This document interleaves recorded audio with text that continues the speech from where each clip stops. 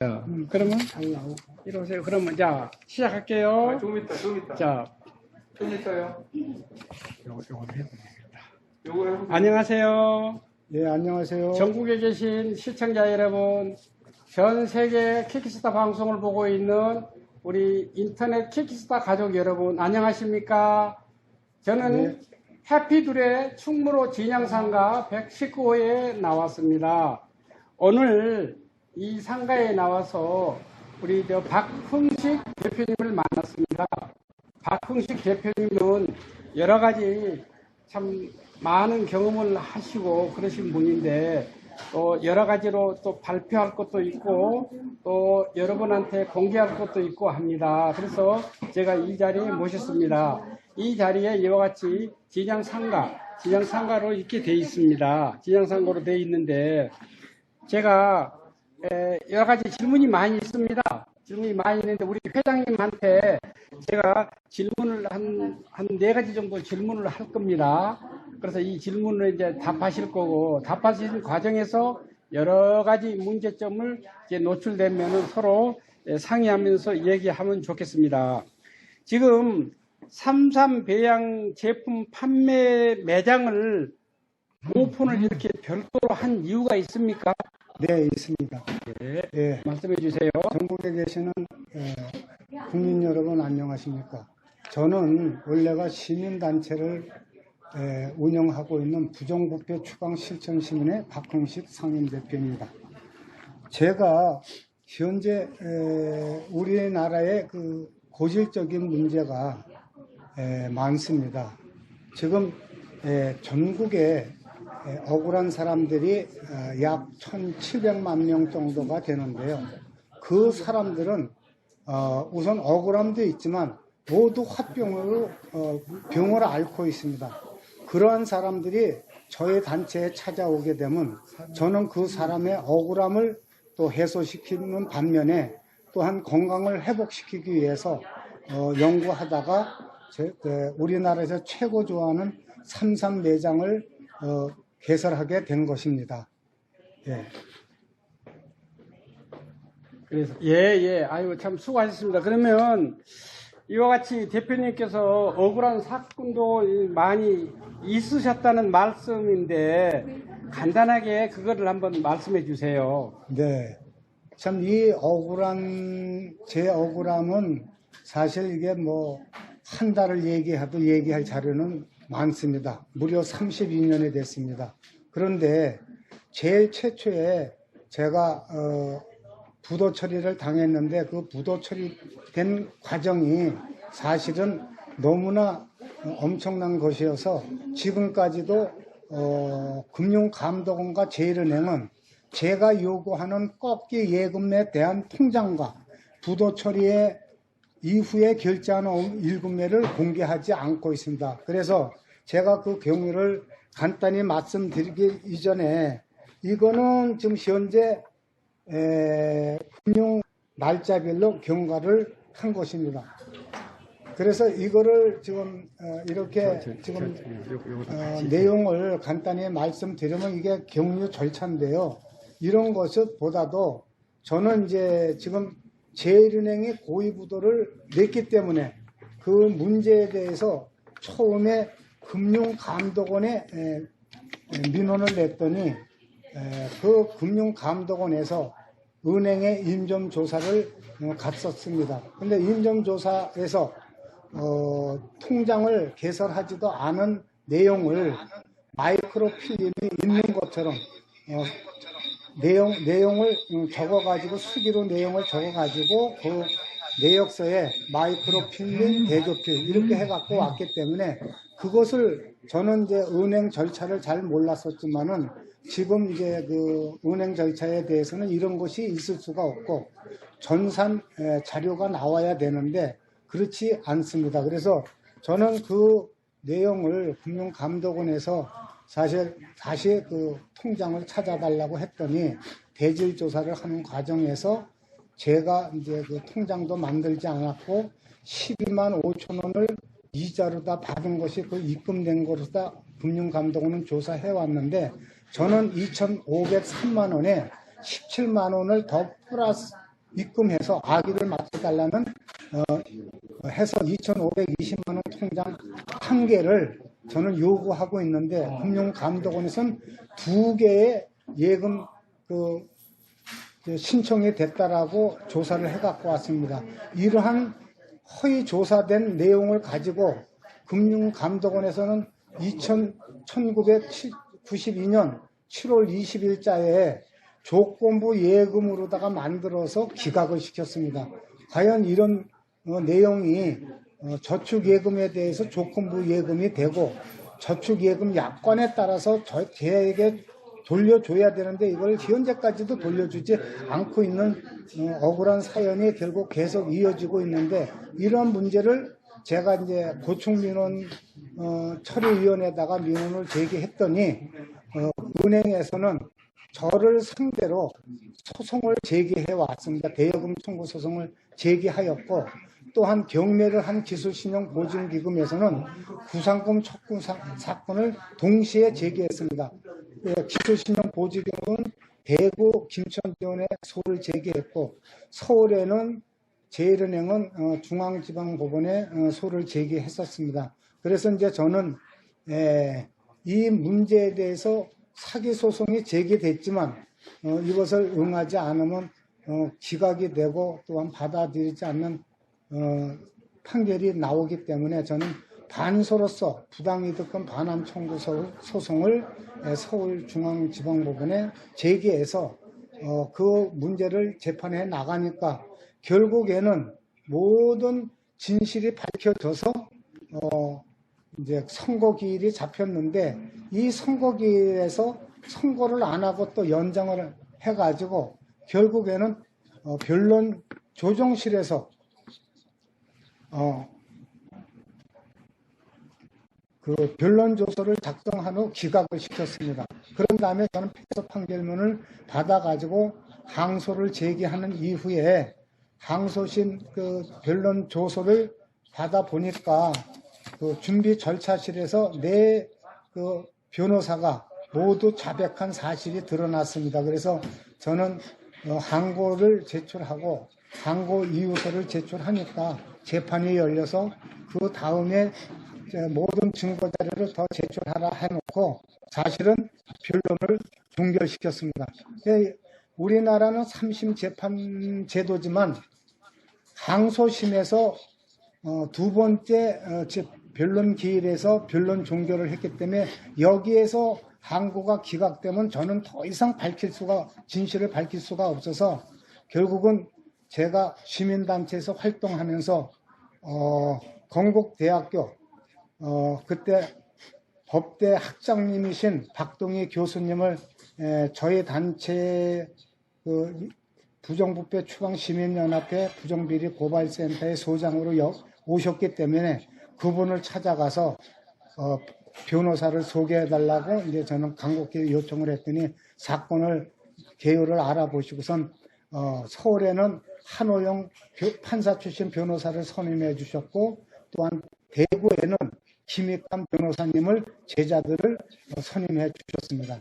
그래가지고 재판이 이제 본격적으로 진행이 되니까 이 한호영 판사 출신 변호사님은 제가 이제 얘기하자는 소송 그 절차에 따라 가지고 민사소송법 절차에 따라 가지고 이제 하나부터 열까지 모든 사건을 밝힐 수 있는 자료를 요구하고 또한 증인을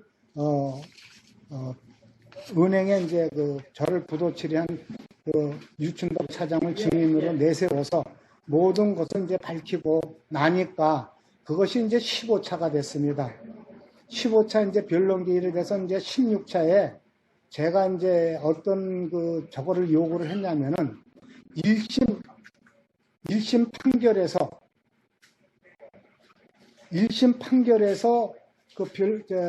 재판장이 변론 준비 기일에서 자백한 변론 조서를 파기해야 된다는 그런 말씀을 대법관 출신 변호사로부터 들었기 때문에 저는 이제 그 작업을 파기하는 준비 서면을 쓰고 증거 자료를 제출해서 이 도둑 재판한 변론 조서를 파기시켜주고 또한 그걸 증인을 이제 1심 내 판 변호사를 증인으로 이제 신청을 하기에 이렇습니다. 그랬더니 그 항소심에서 계속 진행해 주시던 한호영 변호사님께서 잠깐 이 문제를 좀 속보를 해야 되겠다라고 좀 기다려달라고 한 다음에 한 며칠이 지나서 제가 찾아가니까 나는 도저히 이 재판을 더 이상 진행할 수가 없다고 사임을 하기에 이르렀습니다. 그래서 저는 그때 사임하면서 돌려받은 변호사 비용이 700만 원 중에서 500만 원을 받았습니다. 그 돈이면 이제 재판은 마무리하는 재판이기 때문에 몇 분만 법정에 가서 재판을 진술하고 증인 그 절차를 거쳐서 하게 되면 끝날 거리다 생각하고 충분하다고 생각을 하고 그걸 받아들이게 됐습니다. 법원에서는 이 증인 신청도 받아주지 않고 또한 제가 변론을 하는 데 대해서 녹취 신청을 했습니다. 녹취 신청은 그때 당시에 96, 7년도에는 사실 꿈도 꾸지 못했었던 그 재판 절차입니다. 그래서 저는 가감히 민사소송법 절차에 따라 가지고 이 녹음을 해달라고 신청을 하고 16차 때 이제 그 송기성 변호사를 선임했는데 이 법조 타운에서는 한 20명의 그 법무법인 변호사들을 만나서 변호사를 선임하려고 하니까 상대 측이 제1은행이고 또한 거기에 선임된 변호사가 은행 쪽 변호사가 이충범입니다. 이충범은 아마 여러분도 잘 아시겠지만 그 김현철이의 민정비서관 하던 청와대 민정비서관입니다. 그렇기 때문에 그 사실을 안 법무법인 변호사들은 제 사건을 수임을 받아주지 않았습니다. 그래가지고 저는 변호사를 선임을 포기하고 실험에 들어가 있었는데 지금 저하고 같이 면목동에서 공부하던 선배가 한 분이 계셨는데 그분을 만나서 저를 보더니 왜 얼굴이 이렇게 근심 걱정이 많느냐고 제가 한숨을 쉬고 그러니까 그분이 난 변호사를 사임을 했고 변호사를 설립하니까 더 이상 변호사들이 내 사건을 맡으려고 하질 않는다고 그런 말씀을 드렸더니 그 사람도 걱정을 하면서 자기가 부동산의 원로이신 송기성 변호사를 그러면 한번 만나보자 이래가지고 그분을 태평로에 가서 상담을 하게 됐습니다. 그랬더니 그분이 제 사건의 그 내용들을 보시더니 이거 너무 억울한 사건인데 본인은 경제 사건을 알 수가 없어서 준비 서면이고 이런 거를 제출할 수가 없으니까 저는 부동산 전문이기 때문에 선임을 할 수가 없다 그래서 제가 거기에 찬스를 받아 가지고 그렇다면은 제가 모든 거는 서류를 써 줄 테니까 그러면 내가 해달라는 대로 해 주시겠습니까? 그랬더니 그 송기성 변호사님이 나이도 원로가 그때 당시 83세였었는데 수락을 하시더라고요. 내가 그럼 해보겠다고. 그래가지고 이제 저는 그 송기성 변호사님을 선임해가지고 16차 때 이제 변호사님하고 같이 법원에 출석을 했습니다. 그런데 부장판사이신 강민형 그 부장판사님이 원로가 되신 송기성 변호사님이 변론을 해도 그 증인 신청이라든지 변론 조서를 이제 그 파기하는 증인 신청을 받아주지도 않고 변론 그때 이제 그 녹음 신청도 허락을 해주지 않았습니다. 그래서 이제 저는 이제 그렇게 16차가 끝났고 17차 때 저는 변론 기일에 가기 전에 송기성 변호사님한테 제가 말씀을 드렸습니다. 제가 변론을 하겠습니다. 법정에서. 그러니까 그걸 받아주십시오. 송기성 변호사한테 부탁을 했더니 그렇게 하겠다 그래서 17차 변론 기일에 법정에 가서 이제 우리 송기성 변호사님의 반소 원고가 본인이 진술을 하겠다고 하니까 그걸 받아주시겠다니까 그 부장 판사님의 그렇게 허락을 했습니다. 그래서 저는 그때 법정에 갈 때 노공기 소니 손바닥 반만한 걸 갖고 갔었습니다. 그걸 갖고 들어가서 법정에서 판사님한테, 판사님 지금서부터는 법정 녹음 신청에 의해서 녹음을 하겠습니다라고 소니에 그 녹음하는 것을 눌렀습니다. 스위치를.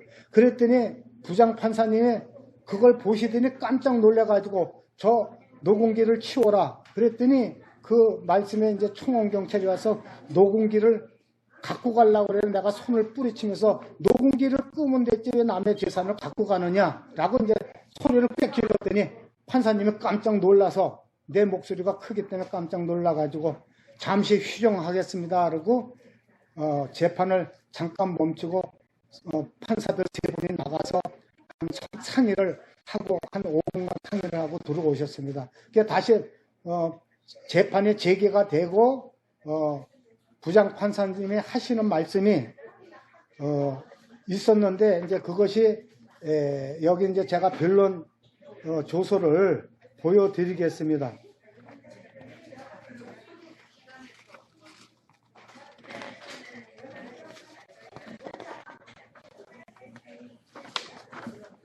지금 아니 똑바로 아니 그냥 놔둬. 이것이 지금 현재 18차 변론 조서입니다. 여기 내용을 보시면 판사님이 하신 내용이 있습니다. 이거를 읽어보겠습니다. 재판장 판사 원고 대리인에게 피고에 대한 부도 일자와 통장 계좌, 잔고 증명 및 거래 청구에 대한 경위를 진술하고 이를 입증할 수 있는 자료를 제출할 것을 이렇게 명령을 했습니다.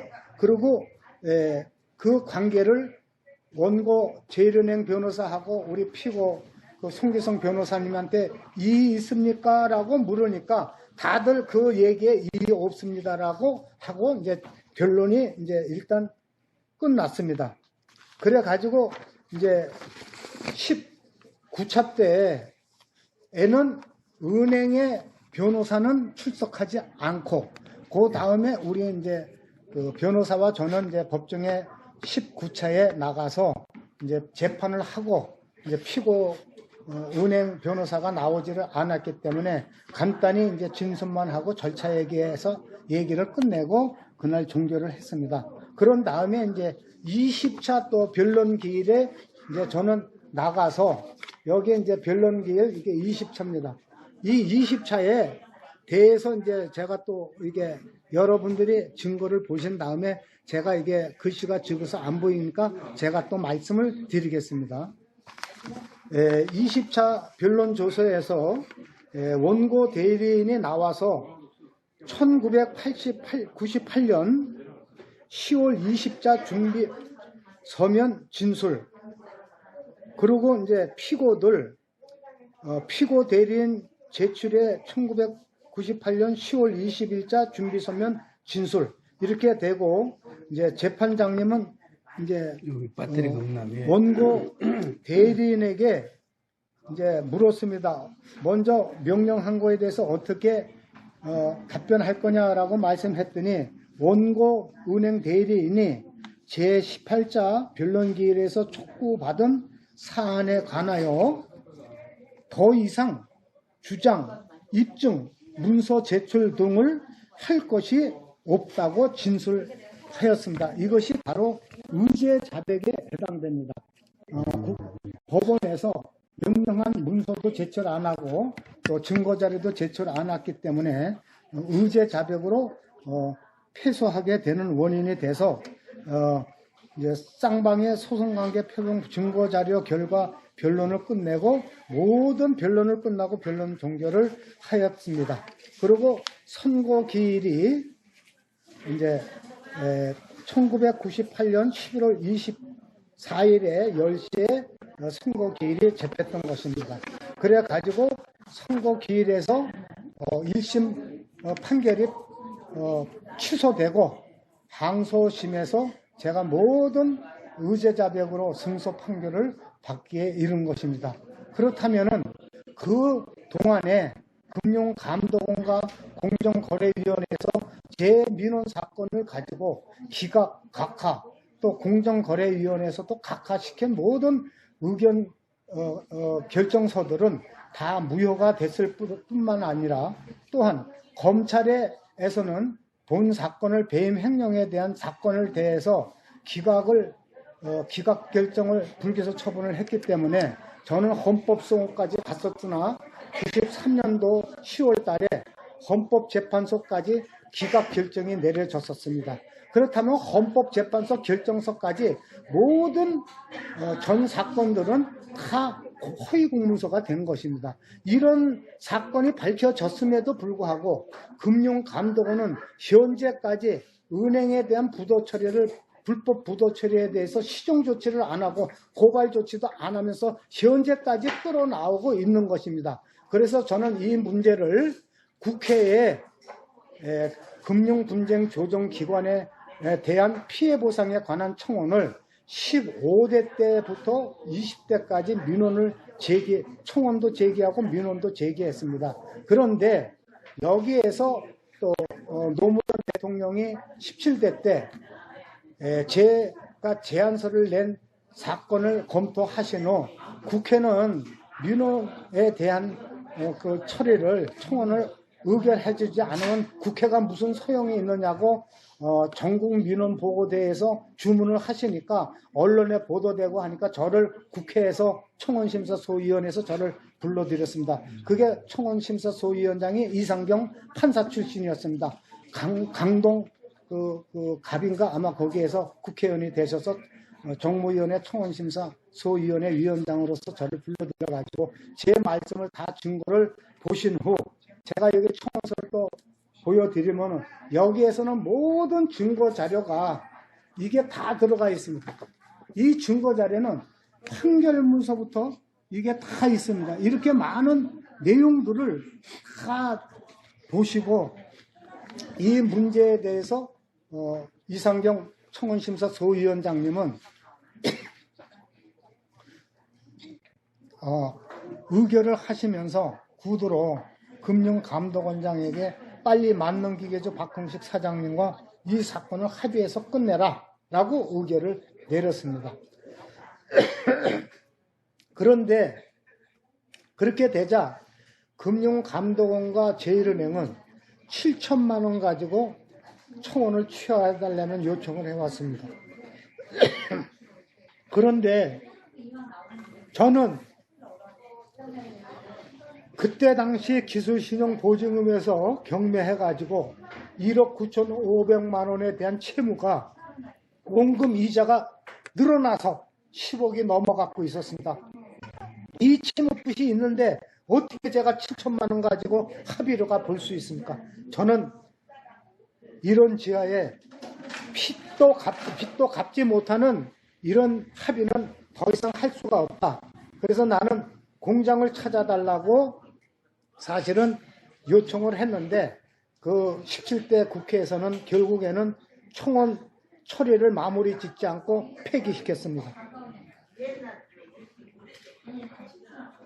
그래가지고 18대 때 다시 청원을 했더니 이제 18대 공성진 청원심사소위원장께서는 내가 17대 때 감사원에 금감원을 감사해달라고 했는데 감사원에서 그걸 받아들이지 않고 그래서 제가 또 경찰 병력을 동원시키고 그러는 바람에 제가 이런 감사원은 더 이상 필요치가 존재할 이유가 없다고 해가지고 제가 오물을 준비해가지고 감사원 현관에 오물을 투척한 사건이 발생이 됐습니다.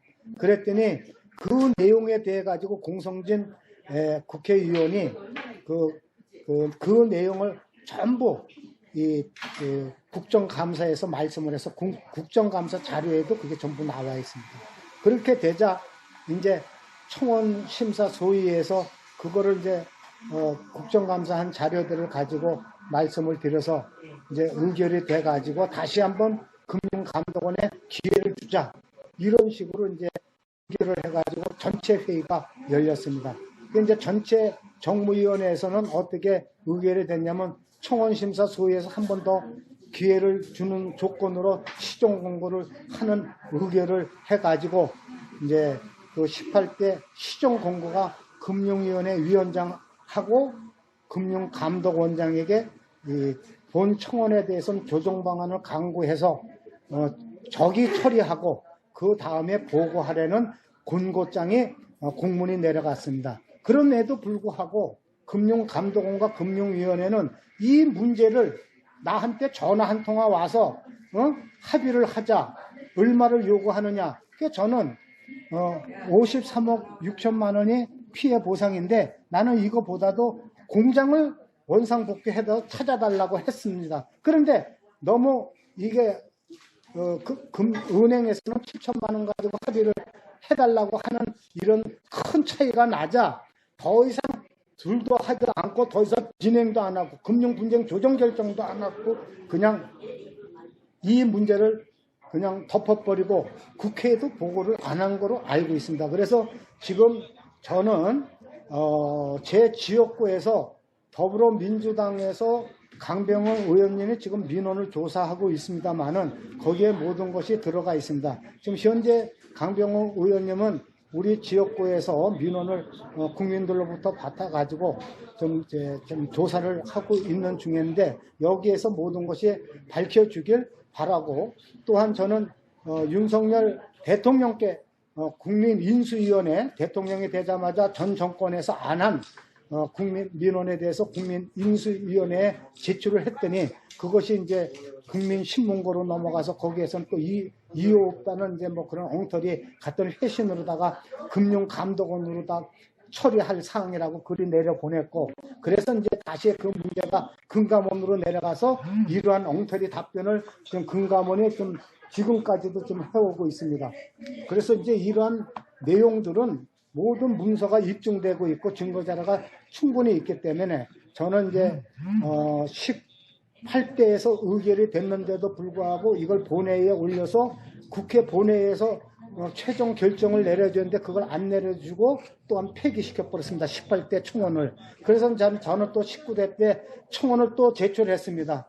그랬더니 박윤옥 이제 의원님이 청원을 제기하자 그 제기해서 이제 청원심사 소위에서 이제 제출을 했는데 김영성 정무위원회 위원장님이 이 사건을 또 의결을 해서 본회의에 제출해야 되는데 안 했습니다. 저는 이러한 국회 법을 위반하는 국회의원들을 19대 때 57명에 대해서 고발을 했습니다. 그런데 서울 남부지방 검찰청에서는 검사는 국회의원도 불러들이지도 않고 출석 요구도 안 하고 각하를 시키고 말았습니다. 각하 결정을 내렸습니다. 그래서 저는 이러한 문제는 더 이상 존재할 수가 없다라고 지금 개개 낙선 운동도 펼쳤고 그래가지고 김영선 국회의장을 고양시에 가서 제가 낙선 운동도 한 적이 있습니다.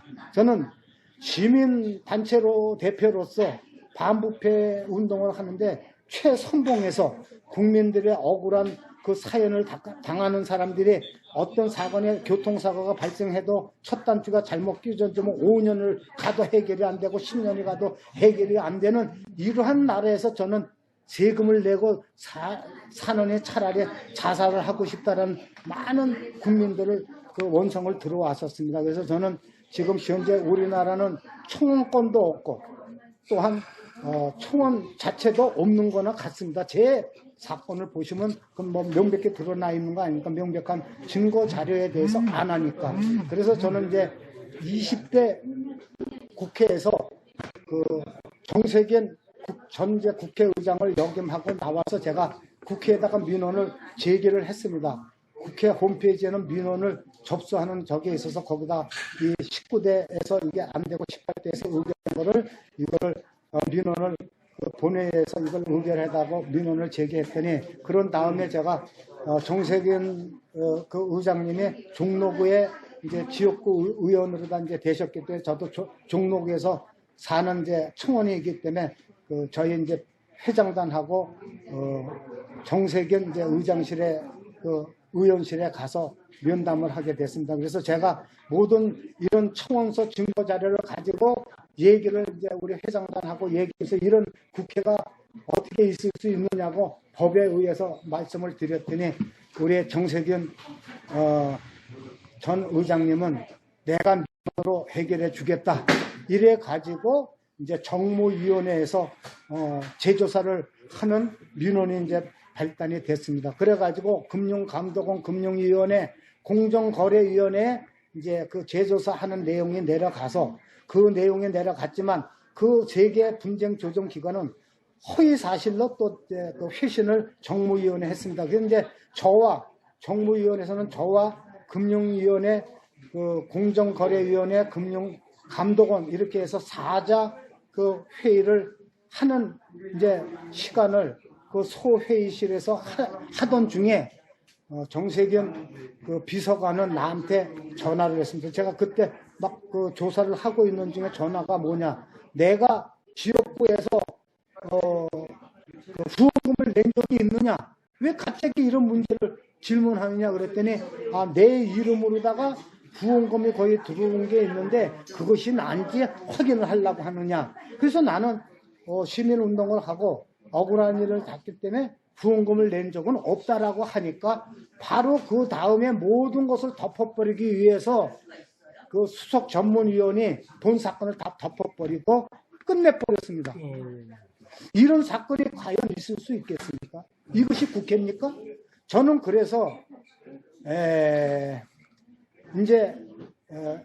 그런데 이제 저는 여기에서 한 가지 여러분에게 이 금감원이나 분쟁조정국이나 국가는 내가 이렇게 오랫동안 나오면서 나는 손해배상도 은행을 99년도 이겨서 뭐 손해배상을 제기 안 했다니까 이건 민사 소멸이 시효대가 지났다 뭐 이런 소리를 하는데 절대 그렇지 않습니다. 그 이유가 뭐냐면 저는 국회가 부도 처리하고 기술신용보증금 내 개인 재산까지 다 가압류해서 경매를 해가지고 여기에서 손실금 1억 9,500만 원이 나와서 그 원금과 채무가 이자가 올라가서 계속 올라가고 있는 상태는 불법행위가 이어지고 있기 때문에 공소시효도 불법행위가 살아있고 민사 청구 소멸시효도 영구적으로 알고 있습니다. 이게 제 얘기가 맞을 겁니다. 그래서 저는 문재인 정부에서 제가 그 광화문에서 그 국민신문고, 그러니까 국민인수위원회가 발동됐을 때 저는 거기에 사건을 5개인가 접수를 했습니다. 뭐 공정거래위원회가 잘못됐다, 금융위원회 잘못됐다, 금감원 잘못됐다, 그리고 법원이 잘못됐다 이런 것을 제기를 했더니 모두 국민신문고, 국민권익위원회로 다 넘어갔지만 거기에서도 이게 가재가 개편든다. 응? 자기네들 편들기 위해서 각하로 다 처리하고 엉터리 저한테 민원회신을 해왔기 때문에 저는 이제 거기에서 불복해가지고 전부 행정소송을 제기한 적이 있습니다. 그래서 그렇지만 행정법원까지도 이 모든 밝혀진 이 증거 자료들을 무시하고 대부분 다 각하 판결을 내렸습니다. 근데 여러분들이 아는 건 기각하고 기각 판결하고 각하 판결을 제가 설명을 드리자면 기각은 내가 잘못했고 정부는 잘못했다고 하는 것이 기각 판결이고 이 사건은 소외 제기가 할 수 없는 걸 했다 이런 것이 이제 각하 판결입니다. 그러니까 내가 이런 억울한 실정과 모든 증거 자료가 있어도 각하시킬 때는 판결은 또 제기할 수가 있습니다. 새로운 증거가 있다든지 법이 잘못됐다는 걸 헌법에 발췌해서 이거는 잘못됐다 하고 다시 소를 제기할 수가 있습니다. 그래서 저는 그러는 과정에서 문재인 정부에서 제 사건을 국민권익위원회에서 검토하다 보니까 이 채무는 10억 6천만 원 되는 기술보증기금의 채무는 판결이 2000년도에 판결이 난 채권인데 10년이 경과됐기 때문에 이거는 소멸해야 된다. 10년 넘은 채권은 나한테 받지 못할 때 그게 소멸시효가 됐습니다. 그렇다면은 그 채무가 이제 10억 6천만 원이 없어졌습니다. 그럼 불법행위가 끝났죠. 저는 이제 부도 처리 당하고 경매 당해서 그 채무가 계속 이자하고 올라가는 불법 행위가 끝나버립니다. 그럼 저는 이게 불법 행위가 끝났을 때에 3년 내에 국가를 상대하든지 금융기관을 상대하든지 아니면 국가 뭐 금융감독원이나 금융위원회를 상대하든지 소를 제기해야 됩니다. 이게 이제 소멸시효가 3년 내에 불법 행위가 끝났을 때 하는 이 청구 기간입니다. 그래서 저는 제가 억울한 게 뭐겠습니까? 우리나라 국회의원들이 15대 때서부터 20대까지 한 행위를 보면 합의만 붙이고 나는 원상회복을 원하는데 공장을 돌려받아야 내가 원상회복을 하는데 돈 7천만 원 가지고 합의를 보려고 하는 이런 나라에서 어떻게 제가 국회를 인정하겠습니까? 그래서 57명 고발까지 했던 겁니다.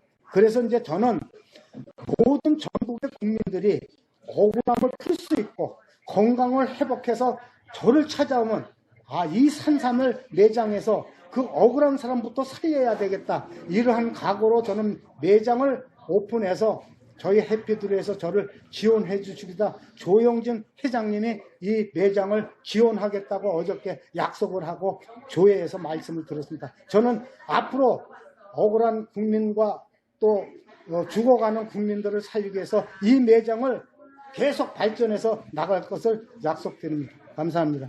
예. 그리고 이제 그러면 마지막 질문할게요. 네. 그 이제 여러 가지로 참 엄청난 사건을 당했음에도 불구하고 아직도 지금 회복이 안 되고 있는데 매장을 운영하려면 또 많은 돈이 필요하잖아요. 예. 그런데 그거를 어떻게 가능했는지. 네. 예. 저는 이제 그 시민단체를 1998년도에 이제 은행을 부당이득금으로다가 청구해가지고 2,065만 원이 부당이득금에 해당된다 그래가지고 부도 처리가 잘못됐다고 확정 판결을 받으니까 2,065만 원과 이자를 계산하니까 약 4천만 원 가까이 되더라고요. 그걸 이제 은행을 압류해가지고 사실 이제 압류하러 이제 들어갔더니 거기서는 이미 압류 그러니까 가압류를 못하도록 벌써 결정을 받아놨더라고요. 근데 이제 나하고 같이 들어간 집달관이 그 은행에다가 혹시 이 소송 그 가압류 비용에 대해서 부당 이득금에 대해서 공탁했냐고 물어보니까 은행에서 공탁금을 안 걸은 거예요. 그러니까 이제 그 압류를 이제 집행을 하려고 하니까 그 잠시 기다려 달라고 그래가지고 제가 자기압수표 3,980만 원인가 아마 자기압수표로 결제를 받아서 저는 이제 그때 당시에 큰 딸을 결혼시키고 또 그 나머지 한 절반 정도는 시민단체를 만들어서 제가 시민단체를 오픈하니까 부정부패 추방 실천 시민회를 창립하고 그걸 나가니까 많은 사람들이 저한테 도와달라고 몰려왔기 때문에 저는 그때 회비들을 받으면서 충분히 이끌어 나갈 수 있었는데 그것도 방해를 받아서 제가 2000년도에 비영리 단체를 등록을 했는데 사업 계획서에 대해서는 돈 한 푼 안 줘서 지금까지 제가 사비를 털어오면서 이끌어 왔습니다. 그래서 이제 회원들이 주로 주는 후원금을 가지고 운영을 해왔었습니다. 그래서 지금 빚도 많이 져서 지금 단체 빚도 갖고 있습니다. 그런데 사실 시민단체에 돈 한 푼 지원을 안 한다는 건 사실 이 모든 관료들이 저를 경계하고 저는 뭐 원리 원칙을 따져서 하는 사람이기 때문에 그 저를 무서워해서 돈을 안 줬겠죠. 저는 그렇게까지 좀 생각을 합니다. 그래서 이제 지금 저는 이제 지금 수익금을 발생해서 많은 사람들을 도와주려면 운영비가 필요하고 후원금이 필요하고 나도 먹고 살아야 되기 때문에 그래서 이제 이 해피드루에서 이제 돈 버는 이 매장을 개설했는데 이 사실 제품을 좀 이제 설명해 드리면 여기 이제 이게 이제 가다로코인데요. 이게 최초에 나온 이제 가다로코인데 이걸 이제 간단히 이제 설명을 하면 여기 제품이 9가지가 나오고 있습니다. 현재 근데 이제 제일 좋은 제품이 황제 천정 원삼입니다. 황제 천정 원삼은 우리가 120년 된 산삼 뿌리가 20뿌리 정도가 고대 압축으로 농축시켜서 만든 천정 원삼인데 저것 좀 하나 끊어주세요. 천정 원삼. 이것은 사실 여기에 보시다시피 요만했습니다. 요만한 게 이게 천정 원삼 뿌리 20뿌리가 들어간 천정 원삼이기 때문에 이것은 삼삼보다도 지금 현재 진짜 삼삼보다도 더 성능이 좋은 겁니다. 이걸 자시면 사실 우리가 뇌경색으로 쓰러졌을 때 뇌경색을 쓰러진 사람을 이걸 복용하게 되면 이 혈관이 뚫립니다. 그래서 생사불성된 사람이 살아난 좀 사례가 있습니다. 그래서 그런 것을 저희가 있고, 그 다음에 이제 황제 공천당이 있습니다.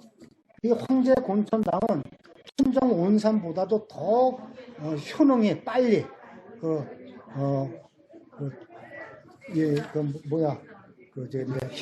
면역 현상이 사람에게 나타납니다. 그러면 이 산삼은 이 사람의 인체에 들어갔을 때 내가 몸이 제일 나쁜 부분부터 먼저 찾아가서 거기에 그 면역 현상이 나게 되면 아픕니다. 옛날에 아팠던 게 다시 재활이 되는 것이 이제 있는데, 그냥 모르는 사람들은 이게 면역 현상인지 모르고 병원도 가고 그러는데 절대 그럴 필요는 없습니다. 그래서 면역 현상이 잠시 발생됐다가 그것이 치유되는 게 산삼입니다. 그리고 이제 여기 이제 관절 그대로가 있고, 그리고 이제 네. 우리 매장에 계신 분이 계시니까 네. 국민 건강을 위해서 지금 기능식품을 지금 산삼 배양건을 해서 지금 판매하고 계시니까 우리 그 매장 계시는 우리 사장님께서 한번 김재선 사장님께서 한번 설명 한번 해주세요. 예. 지금 이제 그 천정 원삼이라는 건 그 자연적으로 자생해서 자란 거예요. 그러니까 사람의 손에 의해서 자란 게 아니고 자연적인 그 산에서 자란 건데, 일반 인삼 같은 경우는 그 기껏 살아야 뭐 한 5년 되면 다 이렇게 소멸돼요. 근데 이건 그게 아니고 뭐 120년, 150년 사니까 굉장히 장시간 그 생명을 갖고 있는 거죠. 그러니까 요거를 이제 9가지 그 상품으로 논아서 만들어서 나오거든요. 그러니까 천정 원삼은 지금 여기 아까 그림 나온 거 있죠? 예, 이게 천정 원삼이에요. 이 작은 그림이. 이 천정 원삼인데 무게는 50g이에요. 근데 이걸 이제 처음 먹을 때 쌀알 정도 되게끔 이렇게 떠서 따뜻한 물에 풀어서 이렇게 마시면 되거든요. 근데 이제 이게 그 아랍어 말로 파낙스, 만병통치라고 그래요. 근데 이제 이게 뭐 여기도 좋고 저기도 좋고 모든 게 좋아요. 모든 게 90% 좋아진다. 이렇게 생각하면 제일 간단해요. 그래서 가격이 얼마입니까? 330만 원입니다. 300만 원 원가고 부가세가 30만 원이에요. 그래서 이게 원래 4개월분입니다. 4개월분인데 이제 좀 빨리 낫고 싶다 한 사람은 조금 좀 이제 날이 갈수록 조금씩 더 떠먹으면 돼요. 그래서 한 3개월 만에 끝나는 사람, 2개월 만에 끝나는 사람도 있고, 지금 우리 사무실에도 지금 콩팥이 나빠가지고 일주일에 3번 투석을 해요. 근데 이 사람이 투석하고 나면 쓰러져 있어야 되는데 나와서 그냥 활동해요.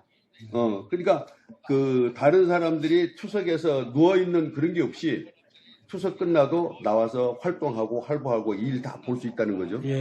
그리고 그 좀 전에 그 공천당이라고 있는데, 그 공천당은 보여주세요. 이렇게. 녹용으로 만든 거예요, 이게. 그러니까 천정 원삼 플러스 녹용으로 만들었다고요? 예, 녹용이 들어가 있고, 그다음에 하여튼 뭐 좋은 것이 전부 다 한 5가지인가 이게 들어가 있어요. 그래서 좀 빠르게 효과가 빨리 나타날 수 있게끔 만들어진 게 이 황제 공천당이에요. 어디 아픈데 좀 도움이 됩니까? 이제 뭐 뼈마디가 아프다든지 예. 머리가 아프다든지 예. 뭐 뇌졸중이 있다든지 혈액순환이 안 된다든지 기운이 없다든지 어지럽다든지 그러니까 뭐 뇌졸중 같은 거 파킨스턴 또 우리 그 옛날에 그 알리 고토 선수가 그걸로 죽었잖아요. 알츠하이머 뭐 그런 병 또 치매 당뇨 혈압은 어때요? 예, 혈압도 좋죠. 당뇨 혈압도 예. 좋아요? 근데 이게 특히 좋은 게 뭐냐면 이 사포닌이 뭐 어떤 역할을 하냐면은 가정집에서 쓰고 있는 퐁퐁 있죠. 예. 그런 퐁퐁처럼 거품이 나요. 이 사포닌이. 예. 그래서 몸속에서 이 심장으로 해서 머리, 뇌, 이 간단 그 세포, 그 예. 피줄까지 청소를 싹 해줘요. 아, 예. 그래서 혈액순환이 됩니다. 그런데 그거 쉽게 보려면 어떻게 하면 알 수 있냐면은 그거 먹는 도중에 잇몸을 살짝 건드려서 피를 내보면은 피가 계속 흘러요. 그러니까 그게 그만큼 그 피가 묽어지면서 좋다 이거죠. 그리고 그다음에 이제 그 미국에서 FDA 공식적으로 그 테스트 합격한 게 나와 있습니다. 아, 그리고 한국에서는 KFD 특허. 오케이. 예. 그리고 FTA 승인 납부만 예. 인증된 거. 예. 그리고 특허 및 인증을 했으니까 예. 믿을만한 상품이다 이렇게 그렇죠. 얘기하고 예. 미국, 터키, 일본 등 우리나라에서 다 지금 많은 소비를 하고 있네요. 예.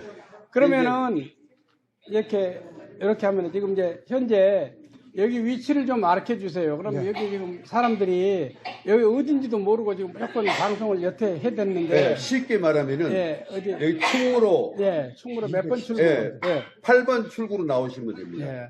충무로 8번 출구로 나와서 나와서 내면 사당역 그러니까 4호선 타고 오다가 예. 충무로에서 내려가지고 3호선도 있잖아요.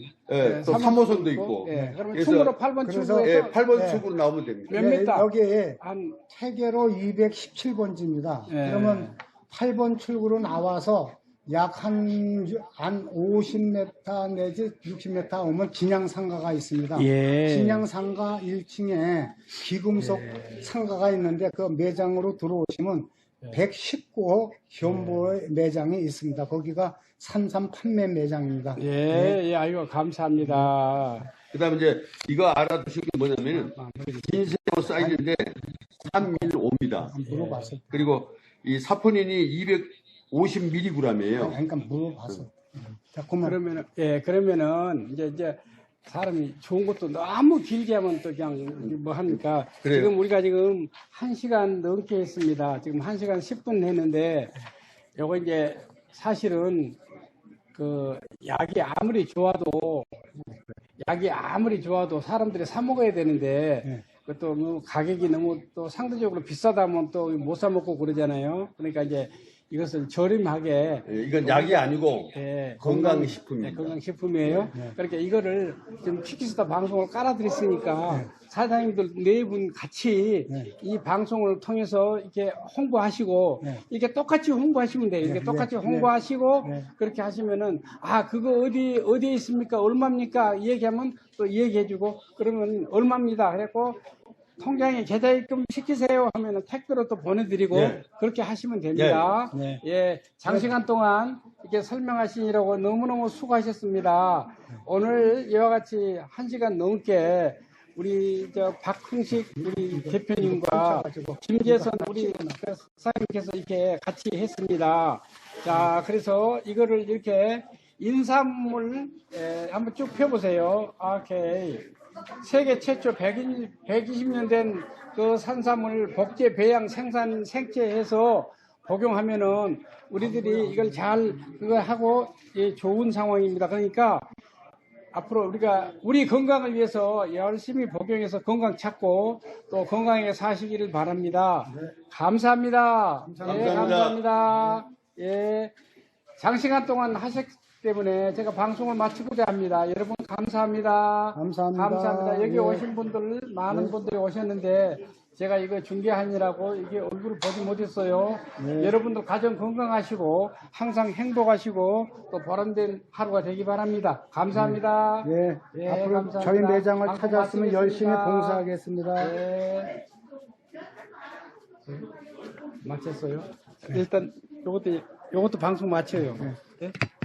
그다음에 이것도 방송 마치고 예, 그러면 저를 찾아주신 고객님께 감사드립니다.